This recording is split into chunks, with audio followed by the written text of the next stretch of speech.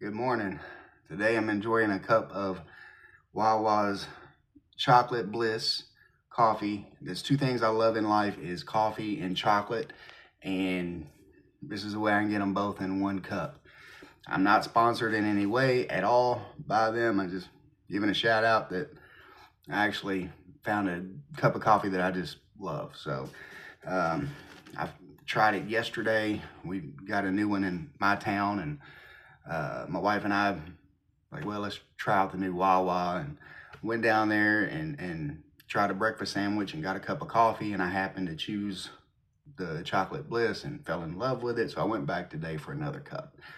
Um, anyway, this video is kind of the heart of why I even created my channel, because I spent 30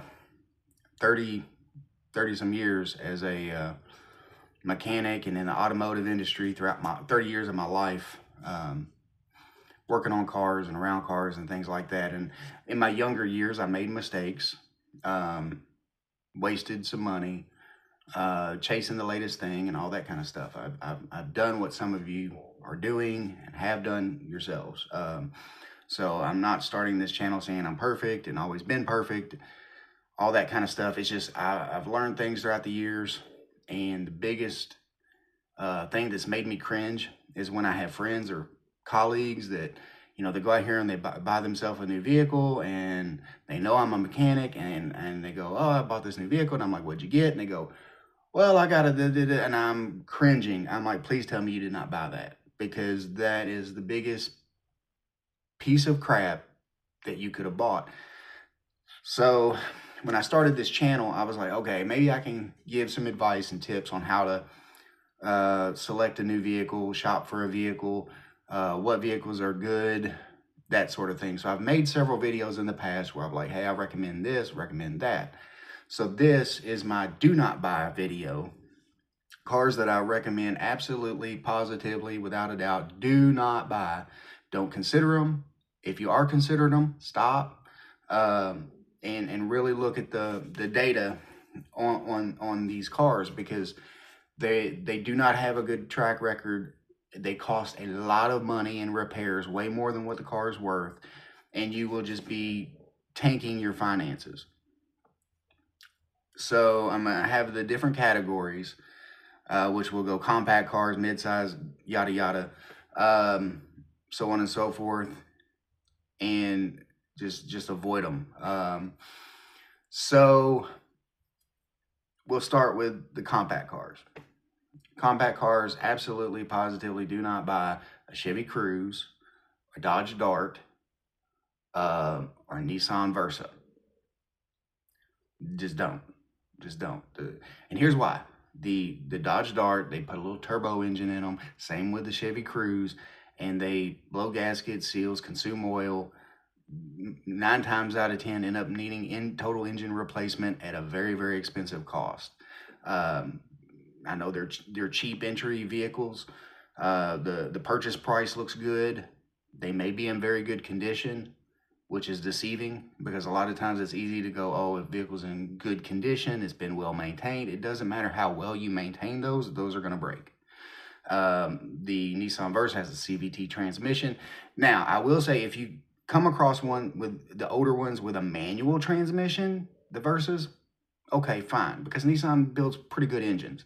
But the CVT, absolutely stay away from it. The CVT, automatic, whatever, stay away from that. Mid-size cars, same thing. Nissan Altima, CVT transmission, do not get it. Stay away from the Ford Focuses, the newer generations, the ones with when Ford was using the Aston Martin-esque front end, stay away from those. They look like the miniature Fusion. Fusion was better, but stay away from the Focus. That dual clutch transmission was awful. I've seen a lot of them go out before they hit 60,000 miles. Just avoid those like the plague. Don't care, same thing. Whether the interior looks brand new, well kept, supposedly well maintained, it doesn't matter. They're gonna rattle and growl like, it's possessed. Stay away from those. mid-size cars, you know, I really don't have a lot that I would avoid in that category. Maybe stay away from, I would stay away from anything with over 140,000 miles. That is because, you know, you can buy one that's, the key to that is make sure it's had minimal ownership with 140,000 miles. 1 to 2 owners, you're probably okay. But if it's had 3, 4, 5, 6 owners, don't even consider it. Also, with everything that you're considering, I know this is a what not to do video, but I'm gonna sprinkle in a little bit of advice. Check the Carfax, see if it's been wrecked a couple of times or more. You know, ideally you want something with no accidents or damage reported, but you don't want anything with a rebuilt title or anything like that. But try to stick with clean title examples, minimal ownership, 1 to 2 owners. That's going to be your sweet spot. If there was a car, I would say avoid the older, like Kia Optimas and Hyundai Sonatas. Avoid those older ones. Some of them are good, but those older Hyundai and Kia engines, they were interface engines and they require the timing belt replacement, which you got to do the timing belt and water pump, which is a costly maintenance item. And what'll happen in that is, even though the car is decent and reliable, it's going to add up repairs that are way more than the vehicle's worth. So that's why that's in the kind of avoid that. Where you got a lot of older vehicles that have still ran timing chains, which is good for the life of the engine as long as it's not got the plastic timing chain guides and things like that. But on to SUVs, like the small compact SUVs. Nissan's going to make the list again. Avoid the Nissan Rogue. CVT transmission, same scenario. Even the, I think 2013 to 2017, I think, Nissan Pathfinders, avoid those because they put the CVT transmission in that model year range. In my last video, we talked about generations and model runs. So the 2013 to 2017 Pathfinders, avoid those because they put the CVT in those. Earlier Pathfinders, like the 2010 to 2012 Pathfinders, those more square boxy ones, those are good. They actually had true 6-speed automatics in those, a true automatic transmission in those, and they were built tougher and they were on a truck platform. They use the same platform as the Nissan Frontier. So those are good. Same engine, same drivetrain. But the 2013 to 2017 until the new body style, they actually went with a ZF transmission and went back to an automatic transmission. But the ones in between that 2013 to 2017 range is going to have a CVT transmission, and they're garbage. Going to be very costly. And that's really why, if you're looking in that mid-size crossover range, those Nissan Pathfinders are going to be so cheap, and that's because they know that they're going to be a costly repair vehicle. So spend a little bit more money, get a better quality model, better quality branded vehicle. Then on top of the small car, I would avoid the Ford Escape. Any newer than 2012, avoid the Ford Escape. Same thing, it's a DCT transmission, it's a dual clutch transmission, and they're rattly, growly, and just not good vehicles. Avoid the Chevrolet Equinox and anything that's in the GMC version of that. It's whatever that Equinox platform, whatever shared, and anything it shared with between Buick and GMC, just avoid that one. Those have tons and tons of problems. I know so many people buy them, and that's really the culprit that I've encountered with a lot of people that I know.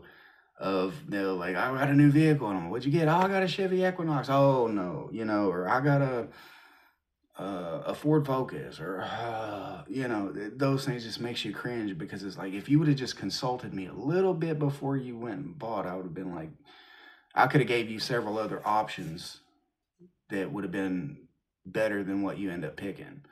Um, let's see. We touched a little bit on the mid-size crossovers with the Nissan Pathfinder.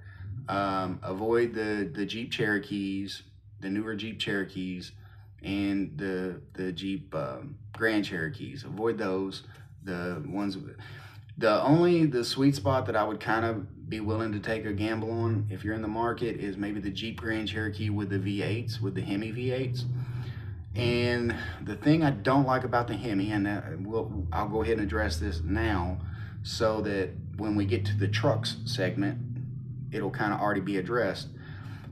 The Hemi V8 has got 16 spark plugs. It's got 2 spark plugs per cylinder.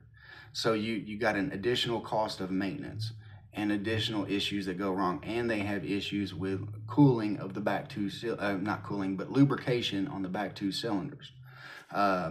So you have excessive engine wear because of that design.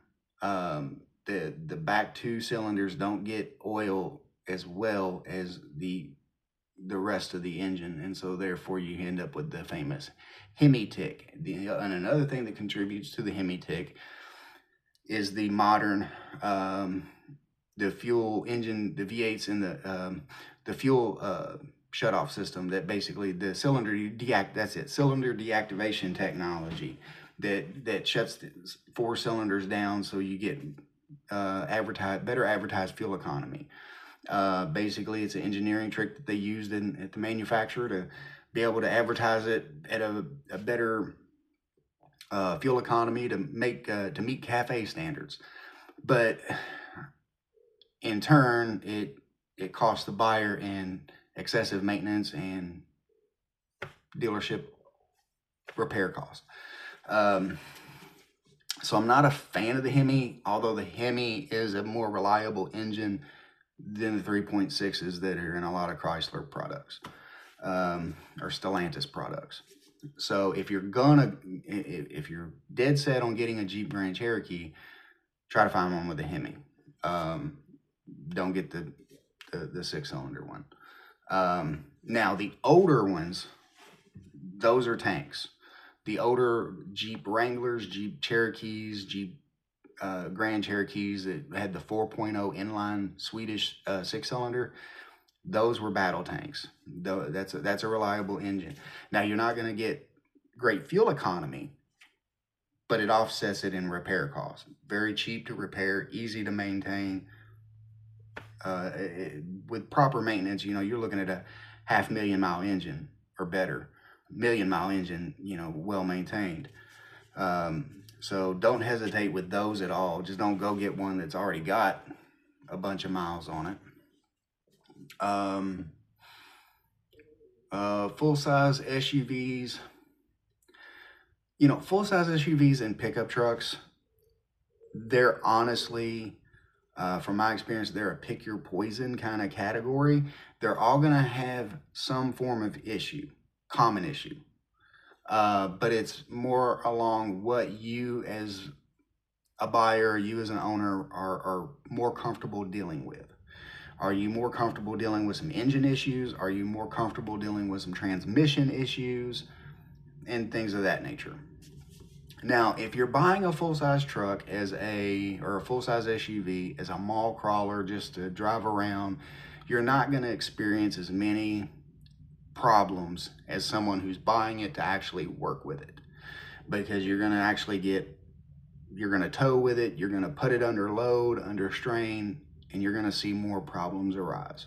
This may sound common sense, but I've felt the need, I needed to say this, because you're not going to experience, that's why a lot of people, they don't care to go out and buy a rear-wheel drive pickup truck or a rear-wheel drive SUV, because they don't plan on taking it off-road. They don't plan on doing a lot with it. So they just want to have that peace of mind of going, I've got something that has a little utility in case I need it. They don't use it as its intended built purpose every single day, and that's okay. But they're not going to have as many troublesome repairs as someone who's actually working their vehicle. So your Chevy Tahoes, your Yukons, your um, Expeditions, that sort of thing, they're going to be fairly reliable, except for the older Expeditions with the 5.4 Triton engine in it. They tend to eat spark plugs and cause all kinds of ruckus and end up costing more money than the vehicle's worth. But well maintained, they last a long time. But as far as the GM category, whether you pick Tahoe, Yukon, now you get up into the Escalade, then that's where you get into the 6-liter option and bigger engine options, which have their own issues. But you're not going to have as many engine issues with GM as you're going to have transmission issues. So for whatever reason, their transmissions just do not hold up long term. You're looking at, on the average, around 100 to 150,000 miles of complete transmission rebuild or replacement. The transmissions just don't hold up. So you got transmissions issues with GM. You're going to have more engine issues with Ford. Now let's go, Dodge we spoke about with the Hemi, or Ram per se. The Hemi is good, where it's got extra spark plugs. You got a more expensive maintenance item there. They do have longevity. The transmissions in the Rams are hit and miss based on the year ranges. Early, like 2010 to 2013s had transmission issues, but the newer ones seem to have the transmissions hold up better. The ones that have the 8-speed transmission tend to hold up better, but they do have their own share of hiccups. And rust is very common on GM and Ram. Ford obviously went with the aluminum body, which aluminum won't rust, but it will corrode. And there's a lot of corrosion issues with a lot of these manufacturers that had used aluminum body panels. My van actually has some corrosion where the hood is aluminum. On first glance, you'd be like, it's starting to rust. It's not rust. It's aluminum corrosion where it just didn't get treated right before it got painted. Let's see here. Moving on to smaller trucks. I skipped over the small trucks. The Nissan Frontier has been my recommendation for someone who wants a good midsize truck without paying the Toyota tax, without going Tacoma. Of course, I'm recommending the Tacoma. I also recommend the Frontier. What I don't recommend would be the Chevy Colorados, the GMC Canyons with the GM 3.6 liter. Don't recommend those. I'm going to be honest with you. I don't know anything about the 4-cylinder diesels that they put in those. I don't know how well those have held up.